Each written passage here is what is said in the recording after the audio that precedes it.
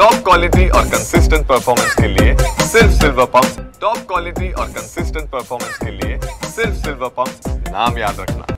रत्नागिरी जिल्ह्यामध्ये काही दिवसांपासून मुसळधार पाऊस कोसळतोय आणि याचा परिणाम समुद्र किनारपट्टीला देखील जाणवायला लागलेला आहे।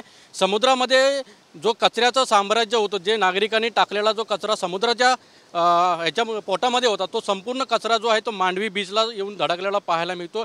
या कचऱ्यामध्ये जर पाहिलं तर पूर्णपणे प्लास्टिक आहेत, पिशव्या आहेत, सगळ्या नारळाच्या तुकड्या देखील, करवंट्या देखील पाहायला मिळतात। त्यामुळे या समुद्र किनारपट्टीला अशा प्रकारे जर हे समुद्रामध्ये टाकण्यात आलेले कचरा हा जर समुद्र किनारपट्टीला येऊन धडकला तर नागरिकांच्या जीविताला सुद्धा देखील धोका निर्माण होऊ शकतो। तर या बाजूला देखील पाहू शकता की कशा प्रकारे मोठे मोठे नारळ देखील आहेत आणि चपला देखील या ठिकाणी पाहू शकता की मोठ्या प्रमाणात या कचऱ्याचं जे साम्राज्य आहे या ठिकाणी पाहायला मिळतं। मात्र नागरिकांनी योग्य ती काळजी घेऊन जर योग्य नियोजन कचऱ्याचं केलं असतं तर आज समुद्र किनारपट्टी अशा प्रकारे जर स्थिती पाहायला मिळाली नसती। मात्र नागरिकांनी याकडे गांभीर्याने लक्ष देऊन कचरा कसा विलिनीकरण कसा करता येईल किंवा त्याचं नियोजन कसं करता येईल याकडे सुद्धा नागरिकांनी लक्ष देणं गरजेचं। पण मात्र या कचऱ्यामुळे पूर्णपणे मांडवी बीच आहे ते विद्रुपीकरण झालेलं पाहायला मिळतं।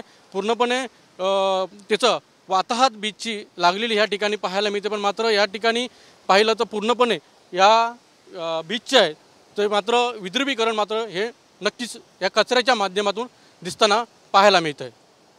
कॅमेरामन समित गजनेसह अनंत पाताडे, TV9 मराठी, सिंधुदुर्ग।